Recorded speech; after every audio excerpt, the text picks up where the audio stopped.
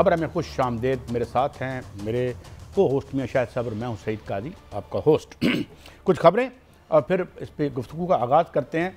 कल हमने बात की मादनी ज़खायर। क्या ये मादनी ज़खायर हमारे जो इकनॉमिक वोज़ हैं, हमारी जो माशी मुश्किलात हैं, उनसे निजात दिला सकते हैं? और सबसे बड़ी हमारी माशी मुश्किल क्या है? हमारा बैरूनी कर्ज़ा और अंदरूनी कर्ज़ा। और फिर हम इसमें हम कंट्रास्ट करके बताएंगे वो मुल्क जिनके ज़खायर प्रूवन हैं उनका क्या हशर हो रहा है, कौन से मुल्क हैं जो फ़ायदा उठा रहे हैं और कौन से मुल्क के लिए ये दौलत अजाब बनी हुई है। और इस पर हम बात करेंगे कि हम कैसे इससे बच सकते हैं। ट्रंप का चीन पर मज़ीद टैरिफ लगाने का इरादा, मगर उधर से जो बयान शी जिनपिंग ने दिया है, जो चाइनीज़ सरबराह हैं, वो कहते हैं कि चाइना तालाब नहीं है, समंदर है, उसे आपके टैरिफ, बिल्कुल बाकायदा जिस तरह एक डायलॉग होते हैं फिल्मों में, इस तरह की बातें आपस में हो रही हैं कि हम तालाब नहीं समंदर हैं, हमें किसी तूफ़ान का डर नहीं है। इस पर बात करेंगे। उधर अमेरिका और ईरान के दरमियान बड़ी एक खौफनाक हद तक सिचुएशन एग्रेवेट कर गई है, क्योंकि पहले तो एक खबर यह है कि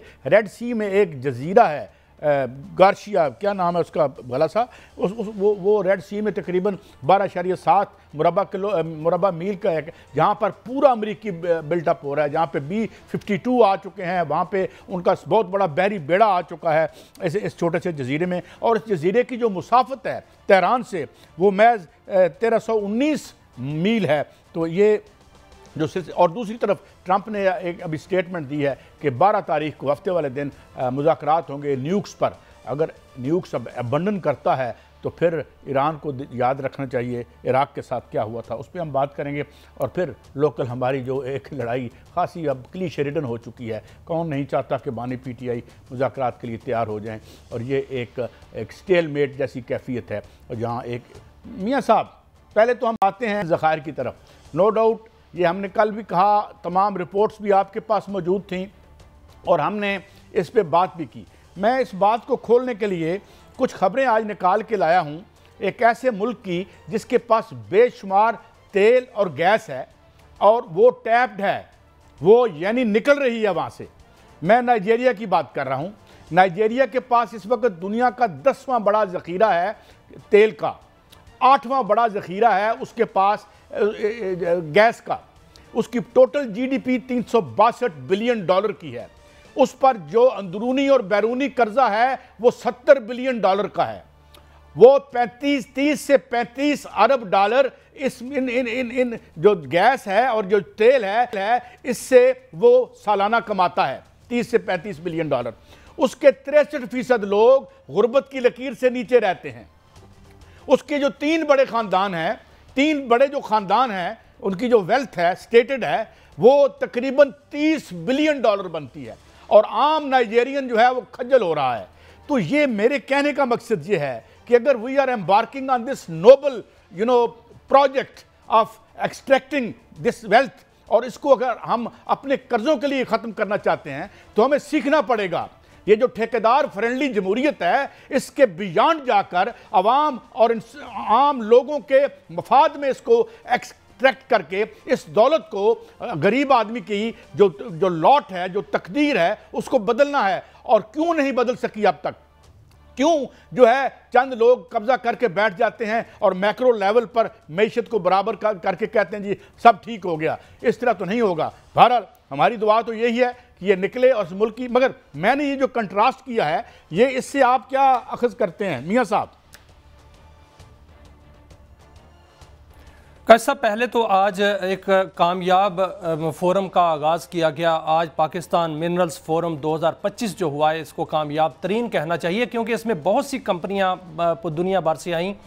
अमेरिकन कंपनियां भी आई, सऊदी अरब के लोग भी आए, और यूरोपियन कंपनियां भी आई, चाइनीज़ कंपनियां भी आईं, वस्त एशिया की रियासतों से जो है वहाँ से भी कंपनियां आईं। और बहुत बड़ा ये फोरम था जिसमें पाकिस्तान के वज़ीर आज़म ने भी खिताब किया, आर्मी चीफ़ ने भी खिताब किया, वज़ीर पेट्रोलियम ने भी खिताब किया, और पाकिस्तान के अंदर जो मिनरल्स का पोटेंशियल है वो जो है वो सारे दुनिया को बताया, और दुनिया ने बड़ी दिलचस्पी ली। आज बहुत से MOUs जो है वो उस पर दस्तखत हुए, और जो दस्तावेज़ात हैं उनका तबादला जो है वो हुआ है। और उम्मीद नहीं, यकीन हुआ है कि अब पाकिस्तान के अंदर बाकायदा तौर पर सरमायाकारी आएगी। लेकिन एक जो सबसे बड़ी बात जो आप कर रहे थे वो ये आज वज़ीर आज़म ने कही। वज़ीर आज़म ने कहा कि इससे पहले क्या होता था कि जो खाम माल है मादनियात का वो बाहर जाता था और वहाँ से जो फिनिशिंग प्रोडक्ट है वो पाकिस्तान में आकर उसी महंगे दामों जो है वो ख़रीदी जाती थी। अब ऐसा नहीं होगा, अब जो है वो पाकिस्तान के अंदर ही इंडस्ट्री लगेगी, यहाँ पर ही माइनिंग होगी, यहाँ से ही मिनरल निकाले जाएंगे और यहाँ पर ही उसको फिनिशिंग प्रोडक्ट तैयार की जाएगी। जो आपने कैसा बात की, बिल्कुल ऐसा ही पाकिस्तान में भी होता रहा है, अब तक होता आया है। बहुत सी मादनियात जो है वो निकाली गई और वो कहाँ गई, उनका पैसा कहाँ गया, वो कहाँ कैसे चोरी हुई, कोई पता नहीं, अभी तक इसका कोई हिसाब नहीं लिया गया।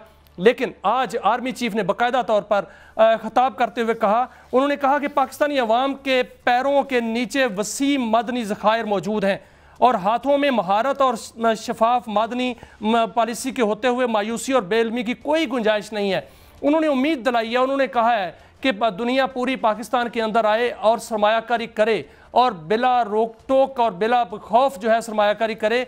हम उनके साथ तावन करने के लिए तैयार हैं और तावन होगा।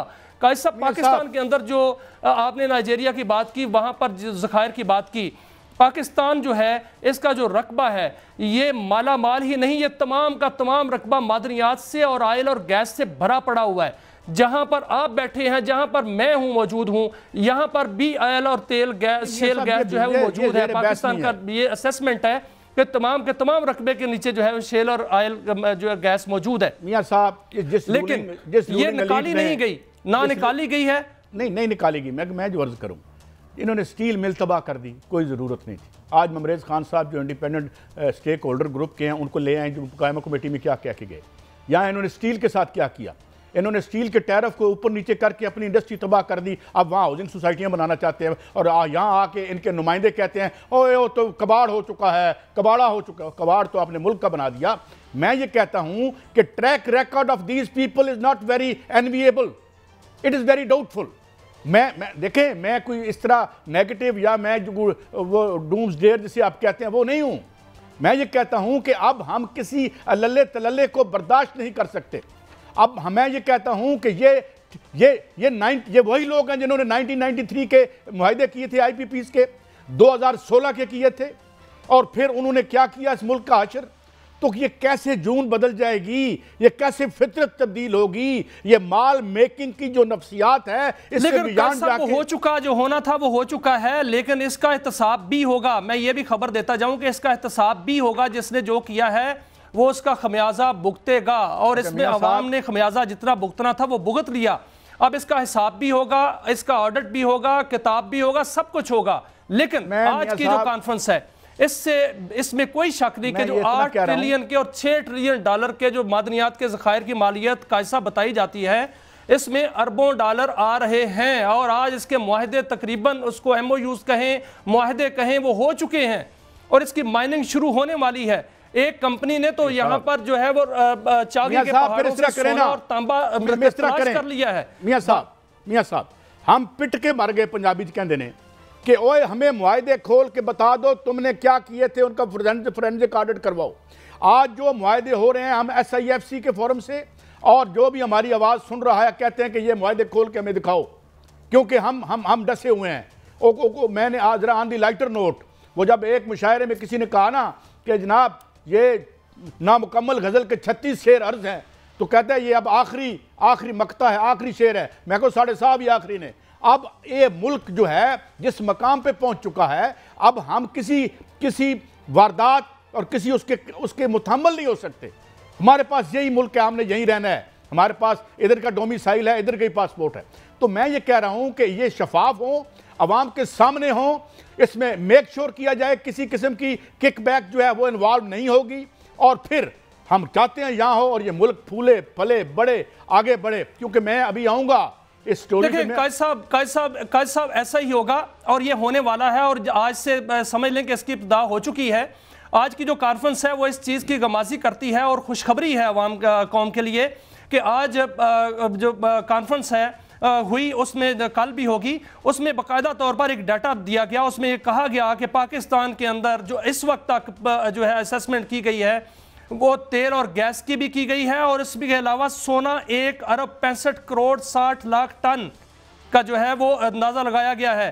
कॉपर का 6 अरब टन का अंदाजा लगाया गया है। काजी साहब चांदी जो है वो 61 करोड़ टन की चांदी का अंदाजा लगाया गया है, और कोयला 186 अरब टन का जो है वो ज़खायर का अंदाजा है। और इसके अलावा ये बताया गया कि मालियत इसकी 6 ट्रिलियन से 8 ट्रिलियन डॉलर है। इसमें 11 ऐसी धातें मौजूद हैं जो इस वक्त अगर मैं बताऊं तो अरबों टन जो है वो उसके ज़खायर मौजूद हैं, एक एक करके गिनवा सकता हूं। और इसमें जो लोहा है वो बताया गया है कि वो उसके बाकायदा तौर पर एरियाज बताए गए हैं। कालाबाग के मुकाम पर 25 करोड़ टन का लोहा पड़ा हुआ है ज़खायर, दिलबदीन के मुकाम पर 20 करोड़ टन के ज़खायर पड़े हैं, निज़ामपुर के मुकाम पर 16 करोड़ 80 लाख टन के ज़खायर पड़े हैं, लंगरियाल के मुकाम पर 2 करोड़ टन और पीजू के मुकाम पर 1 करोड़, चिन्योट के मुकाम पर 11 करोड़ टन के ज़खायर और नौखंडी के मुकाम पर 4 करोड़ टन के ज़खायर पड़े हुए हैं। मुझे थोड़ी सी इजाज़त दें, मैं इस एक खबर मैंने बाद में करनी थी मगर मैं अभी रिलेट कर रहा हूँ,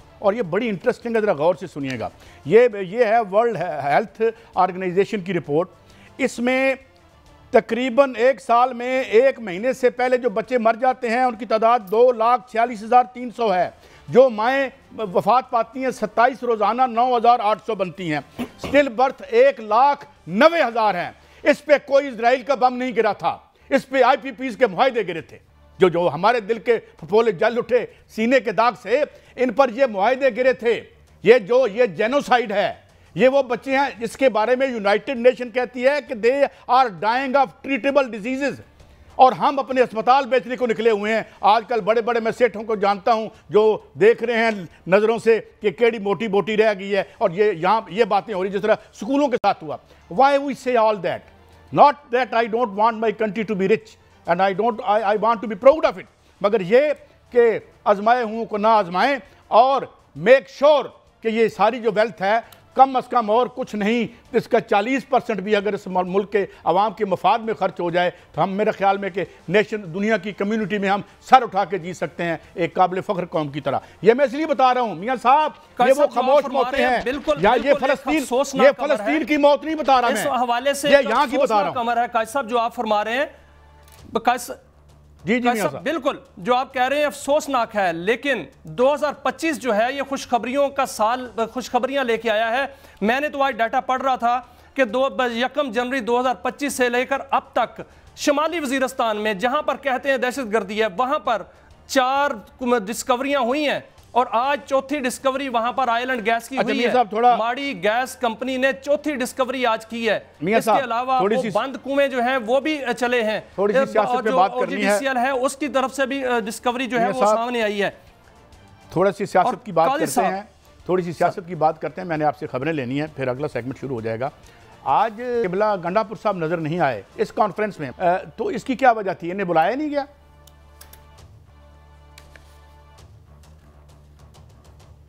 लेकिन काजी साहब जो आज फोरम था उसमें तीनों वज़ीर आला जो थे वो मौजूद थे। पंजाब की वज़ीर आला मोहतरमा मरियम नवाज़ मौजूद थी, सिंध के वज़ीर आला मौजूद थे, बलूचिस्तान के वज़ीर आला मौजूद थे, लेकिन KPK के वज़ीर आला वहाँ पर नज़र नहीं आए। मैं तो इसको गैर जिम्मेदाराना रवैया कहूँगा, क्योंकि उनको दावत दी गई थी।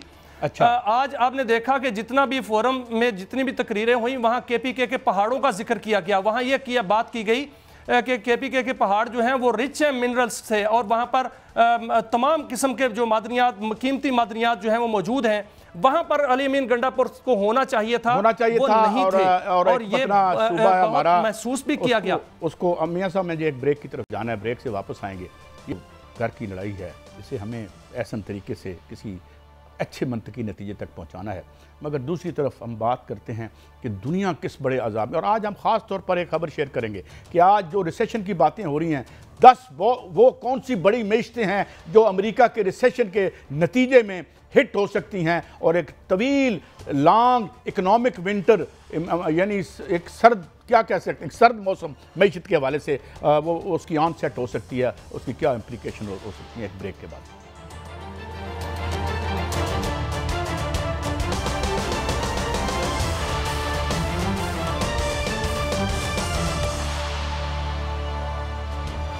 वेलकम बैक नाज़रीन। आलमी मईशत में, स्टॉक एक्सचेंजेस में एक ऊधम मचा हुआ है। एक तरफ जंग कि जो मुहिब और इंतहाई एक खौफनाक साए हैं वो जो है they are looming large on the horizon, और दूसरी तरफ जो है वो ट्रंप साहब इतने श्योर हैं अपने इन इक़दामात के बारे में, हर चंद के उनके खिलाफ, जिस तरह हमने कल अर्ज़ किया था कि उनके अपने लोग सरतपा एहतजाज हैं। अब जो रिसेंटली ज़ाहिर अपने तई हर कोई तजिया कर रहा है, 8-10 बड़ी मैशतें जो उसके साथ ख़तरे में आएंगी, जिनकी सबसे बड़ी मंडी अमेरिका बहादुर हुआ करता था, उसमें ब्राज़ील है, चाइना है, साउथ कोरिया है, अर्जेंटीना है, इवन सऊदी अरब है। तो ये तमाम मुल्क जो हैं इस और इसके साथ और भी कई मुल्क हैं, मगर इख्तिसार की लिए यही मैं मेंशन कर रहा हूँ कि ये अगर, और वो कह रहे हैं कि मैं मज़ीद टैरिफ बढ़ाऊंगा। एक और डेवलपमेंट हुई है, वो डेवलपमेंट ये है कि यूरोप कहते हैं कि ज़ीरो टैरिफ पे आ जाओ, हम भी ज़ीरो टैरिफ कर लेते हैं, तुम भी ज़ीरो टैरिफ कर लो। वो कहते हैं मैं नहीं मानता। अब बात ये है कि अब वो जो यानी जो जो जो व्हील को दोबारा से इन्वेंट करना चाहता है, ये ऑर्गेनिक क्राइसिस है अमरीकी सरमायादारी का, और ये इस तरह से ठीक करने की कोशिश जो है, मेरी नाचीज़ और तालिब इल्माना राय में तो मियाँ साहब ऐसा कुछ होने वाला नहीं है।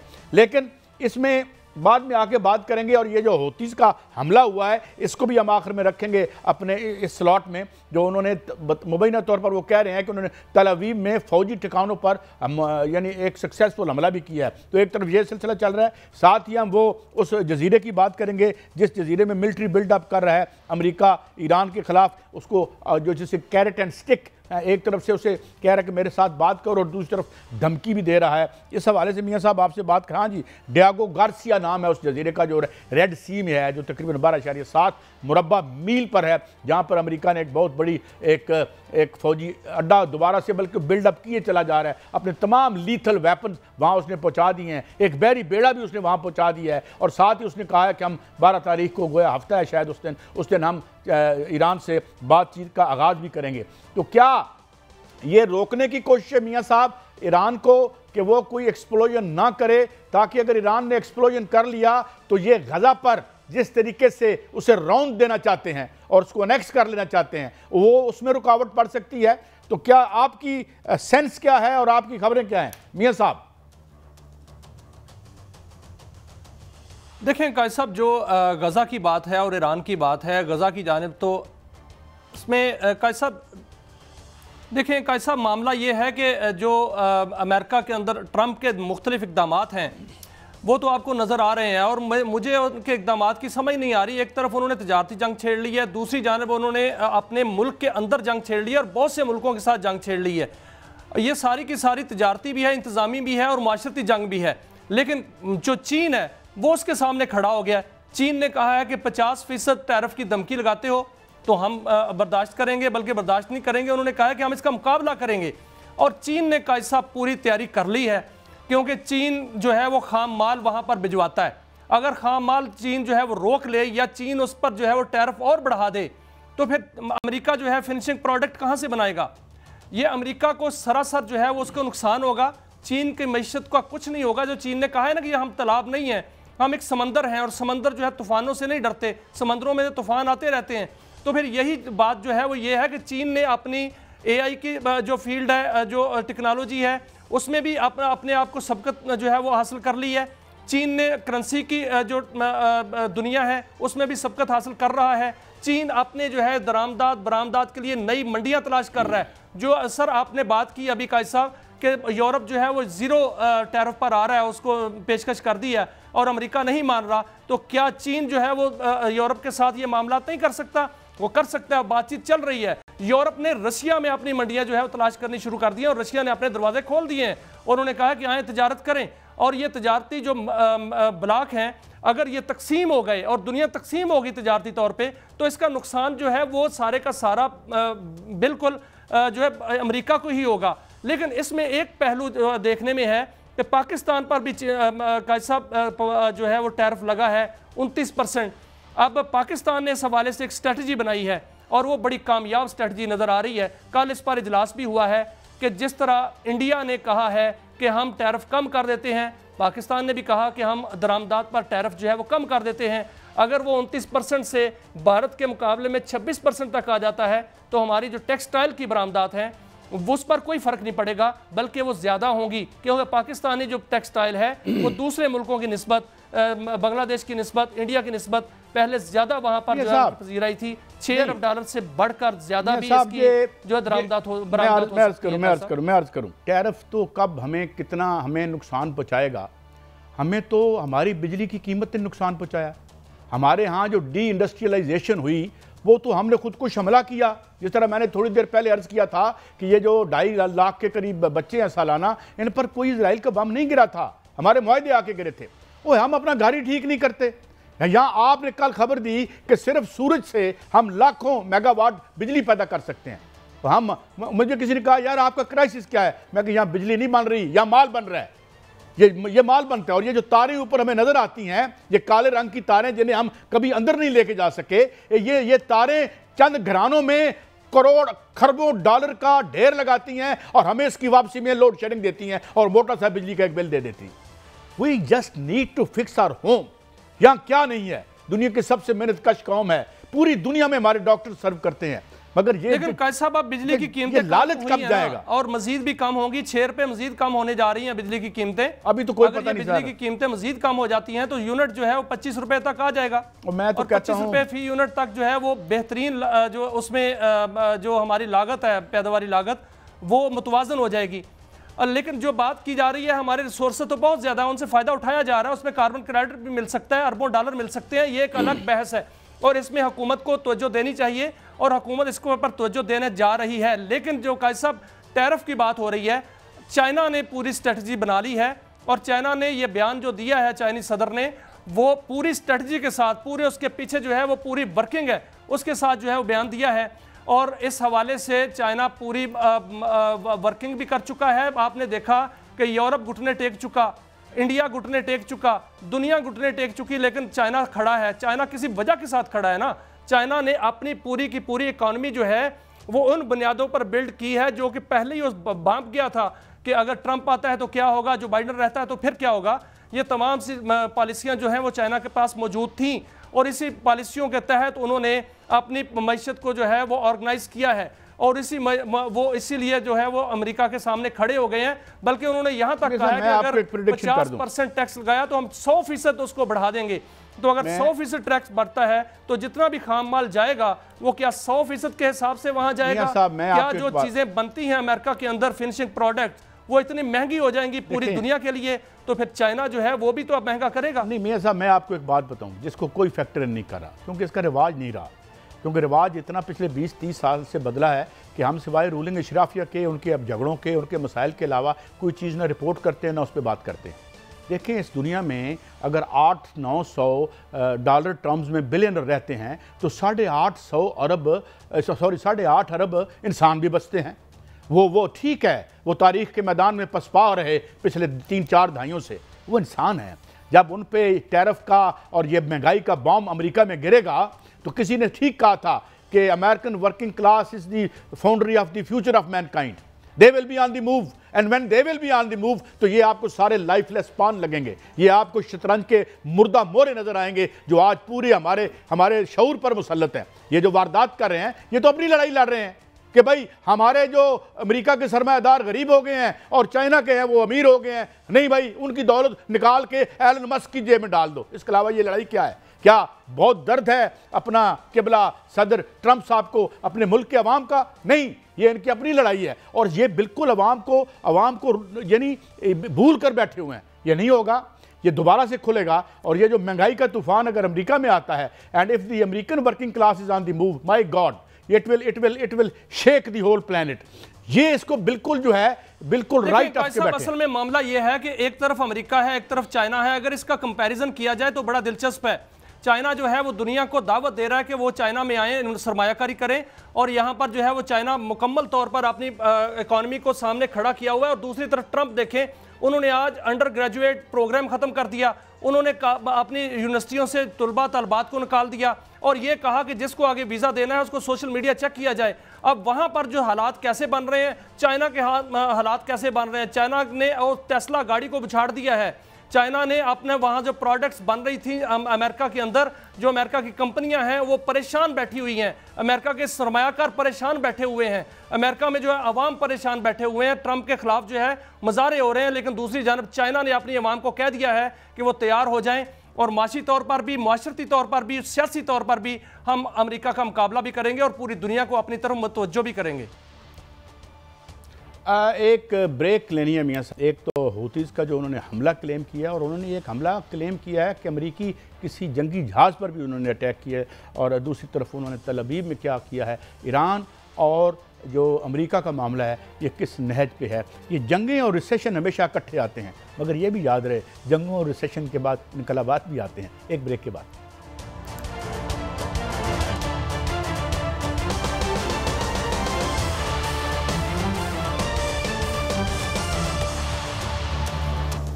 Welcome back.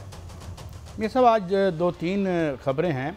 एक तो ख़बर यह है कि जनाब एक जो अटैक है हूतीज़ का या हौसी जिसे हम कहते हैं, वो उन्होंने क्लेम किया है, और साथ उन्होंने ये भी कहा है कि तल अवीव में उन्होंने किसी फ़ौजी जो एक है टारगेट उसको हिट किया है, और अमेरिका के वारशिप को भी उन्होंने रेड सी में टारगेट किया है।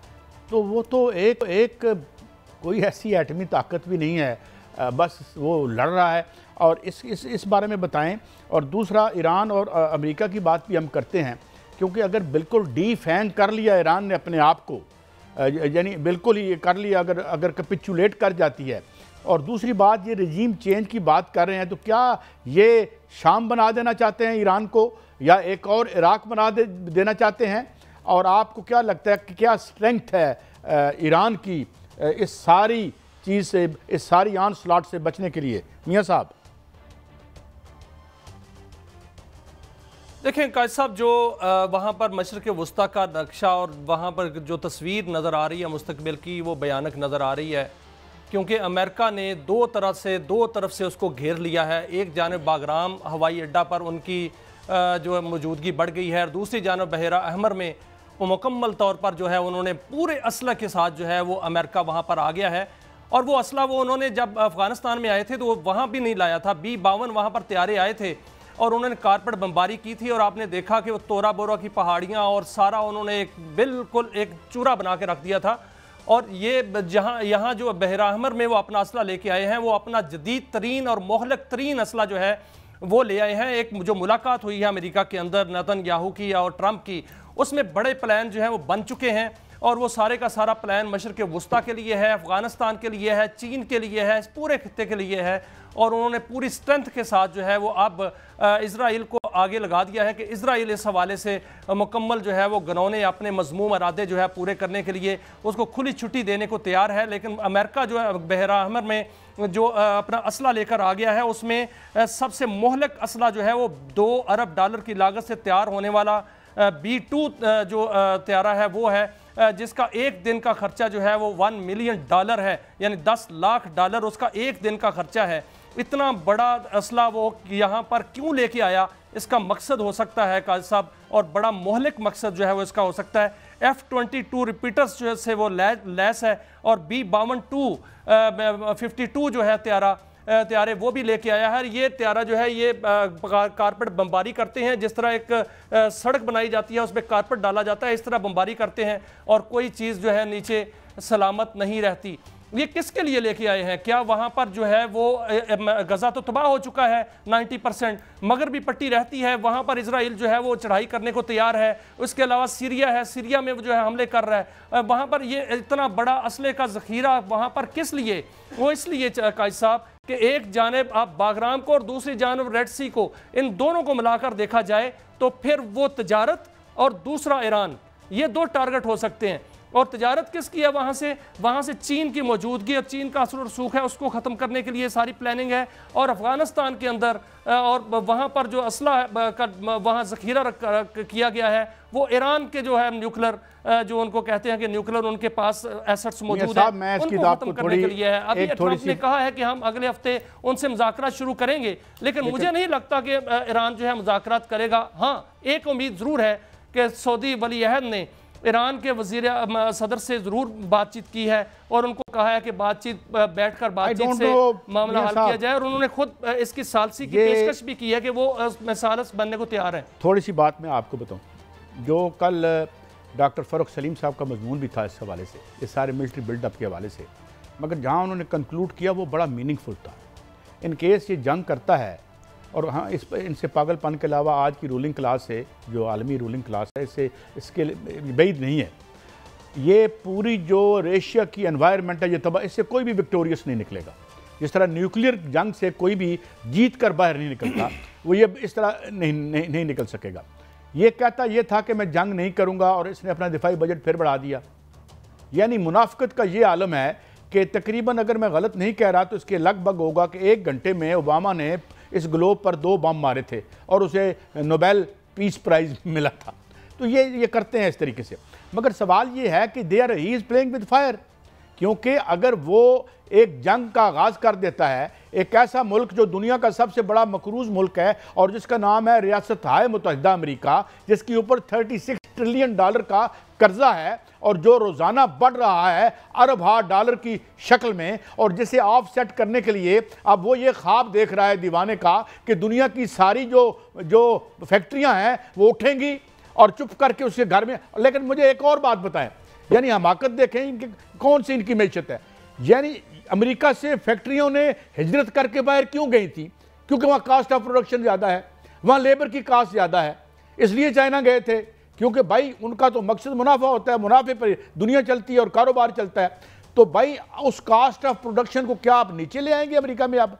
और क्या जो प्राइवेट सरमायादार जिन्होंने कोरिया में फैक्ट्री लगाई हुई है, कहीं और लगाई हुई है, ये चाइना में लगाई हुई है, वो सारा सामान जो उधेड़ कर जो है वो वापस आ जाएंगे एक ऐसी जगह पे जहां उनके प्रॉफिट की कोई गारंटी नहीं है। इसमें कोई शक नहीं है, इसमें कोई शक नहीं है कि जो ट्रंप और नेतान्याहू है उसके दरमियान एक मनसूबा तय पा चुका है, लेकिन फिलहाल ये मनसूबा नाकाम बनाया है वली अहद सऊदी अरब ने, मोहम्मद बिन सलमान ने। उन्होंने ईरान के साथ भी बात की है, उन्होंने ये कहा है कि फ़िलहाल हमें जो है बातचीत का तरीका इस्तेमाल करना चाहिए, और उन्होंने इस इलाके में जो है वो बढ़ती हुई आग को जो है वो ठंडा करने की कोशिश की है। अब अमेरिका की बात जो की जाए तो यहाँ तक देखें कि उन्होंने अमेरिका और इसराइल पर तनकीद करने वालों के वीज़े बंद कर दिए, और उन्होंने ये कह दिया है कि अब सोशल मीडिया चेक किया करें, जो वीज़ा अप्लाई करे कि जो अमेरिका और इसराइल पर तनकीद करता है उसको वीज़ा ही ना दें। ये वहाँ पर जो है एक तरफ ये मंसूबे बन रहे हैं, दूसरी जानिब जो है वो दुनिया जंग नहीं चाहती, लेकिन जो इसराइल बदमस्त हाथी है वो जंग मुसल्लत किए हुए है और उसके जो है वो अमेरिका उसका साथी बना हुआ है। लेकिन यहाँ पर ऐसा फ़िलहाल जो है वो सऊदी वली अहद ने इस हवाले में बड़ा अहम किरदार अदा किया है, और उन्होंने ईरान को भी ठंडा करने की कोशिश की है। और उस जानिब से जो ट्रंप का बयान आया कि 1 हफ्ते में हम मुज़ाकरात शुरू करेंगे, तो हो सकता है कि अगर मुज़ाकरात शुरू हो जाएं, लेकिन मुझे लगता है कायद साहब, मेरा सवाल भी है कि क्या ईरान जो है वो मुज़ाकरात करेगा, और मुज़ाकरात होंगे क्या अगर अमेरिका कहता है कि ईरान को कि वो न्यूक्लियर जो है हथियार ना बनाए, अपने जो है न्यूक्लियर साइट्स को जो है वो बिल्कुल डिसमेंटल कर दे, तो क्या ईरान मान लेगा? क्या ईरान को जो ये कहा जाए कि वहां पर जो है इस वक्त पासदारान इनकलाब हैं, वो अपना इनकलाब छोड़ दें, अपनी रिवायात छोड़ दें, क्या ईरान मान लेगा? ऐसा मुमकिन नजर नहीं आता। लेकिन इसमें जो अरब वर्ल्ड है वो जरूर अपना किरदार अदा करेगा। अगर कोई कहे कि अपना सर काट के तश्तरी में रख के मुझे पेश कर दो, तो ऐसा तो कोई नहीं करेगा। बातचीत कभी बंद नहीं होती, बातचीत होगी, लेकिन only passport to safety for every.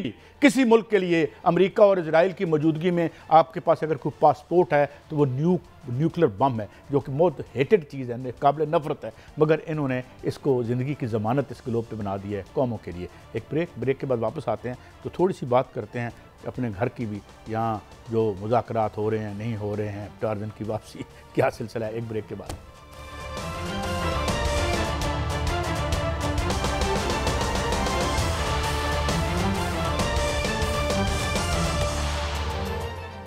Welcome back. ये साहब एक बड़ी अनफॉर्चुनेट सिचुएशन है, इंटरनल हमारी जो पॉलिटिकल क्राइसिस है ये हम देख रहे हैं, और अब ये इतना है, it is getting into our skin, ये इस तरह से हो रहा है। आलमी तौर पर आप देख रहे हैं क्या है, मईशत कहाँ खड़ी है वो आपके सामने है। हम जो है क्या कर्जे रोल बैक करवाते फिरते हैं। IMF जो हमें वैसे ही जो है शर्म से पानी पानी होना चाहिए, उसे हम अपनी कामयाबी से ताबीर करते हैं। दीज आर दी मेहमत इशूज़, और इतने ग्लोबल यानी इतने मैग्नीट्यूड के ये इश्यूज़ हैं, और उसमें हमारी एक ऐसी सियासत है कि वो वहीं खड़ी है जहाँ पर वो खड़ी थी। और बहरहाल चलें, ये तो मेरा कमेंट हो गया। आपसे मेरी यानी ये है कि मुझे ये बताएं, क्या कोई, मुझे तो ब्रेक थ्रू, माफ़ी चाहता हूँ, कोई विजिबली नज़र नहीं आती। मे बी मेरी कोताह नज़री है, या मैं ज़्यादा दूर तक देख नहीं पा रहा जितना आप देख सकते हैं। आप क्या कहते हैं? सब ब्रेक थ्रू क्या होना है? ब्रेक थ्रू के लिए कोशिशें तो बहुत हो रही हैं। आज आपने आज़म स्वाति का बयान सुना, और दीगर बयानात जो हैं वो तो इस तरफ ही चल रहे हैं। और जो PTI के कायदीन हैं इस वक्त जो बाहर हैं, उनकी जानिब से तो बड़ी कोशिश की जा रही है, और बानी PTI ने भी उनको मुकम्मल तौर पर फ्री हैंड दे दिया है कि जिससे बात होती है कर लें, और इस्टेब्लिशमेंट से भी बात की जाए। लेकिन इस्टेब्लिशमेंट की जानिब से एक ही पैगाम आ रहा है, वह जवाब आ रहा है कि बातचीत जो है वो सियासी क़यादत से की जाए। आज अडियाला जेल के अंदर अभी जो है वहाँ पर एक मामला चल रहा है, अडियाला रोड पर। अभी भी जिस वक्त हम बात कर रहे हैं वहाँ पर एहतजाज जारी है।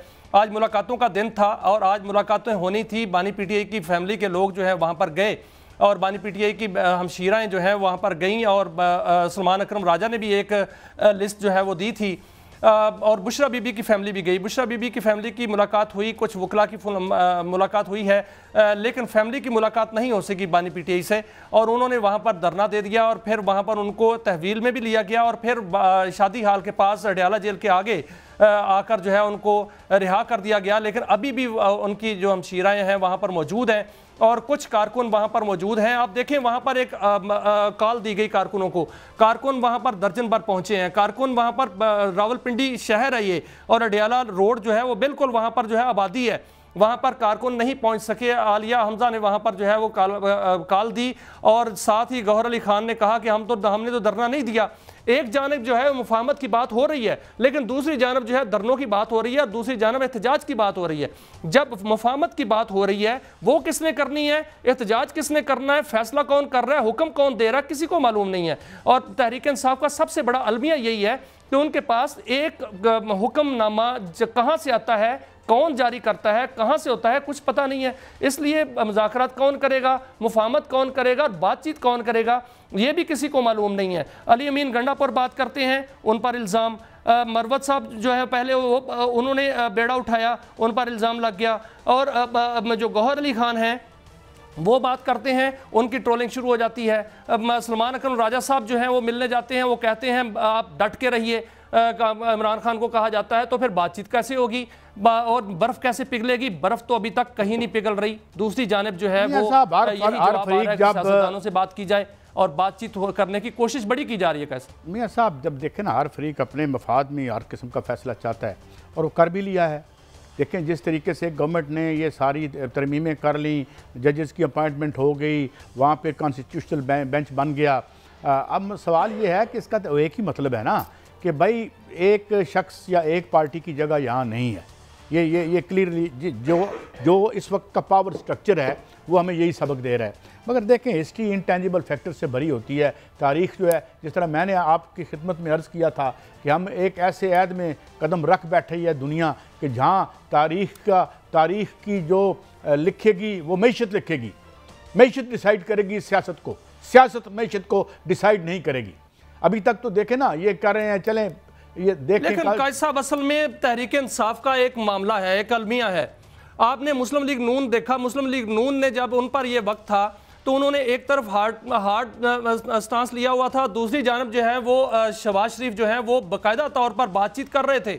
अगर उन पर जो इल्ज़ाम लगा था कि वो डिग्गी में छुप कर जाते थे तो जाते थे ना, तो अब PTI जो है वो तो ऐसा नहीं कर रही। नईम बुखारी साहब जो है, देखिए वकील रहे हैं बानी PTI के, उन्होंने इंटरव्यू दिया है, उनको कहना पड़ गया है कि बानी PTI को जो है वो गलत पट्टी पढ़ाई गई है। बानी PTI अगर वो होते उनके साथ तो ऐसा ना होता। नहीं मियां साहब, ये बताएं, ये जो है अपने ही बोल रहे हैं। एक सवाल का जवाब दें। स्ट्रेटजी बनती है ना कायद साहब, स्ट्रेटजी तो इनके पास है ही नहीं। एक सवाल का जवाब दें, अगर हम खान साहब को डिग्गी में बैठने पे मना लें तो शायद मामला हल हो जाएं। लेकिन चलें, ये तो मान दी लाइटर साइड में एक बात कर रहा था। लेकिन मियां साहब देखें, ये जो मुस्लिम लीग नून की जो सबसे बड़ी खासियत है, ये देखें ये बड़ा नेचुरलाइज हैं।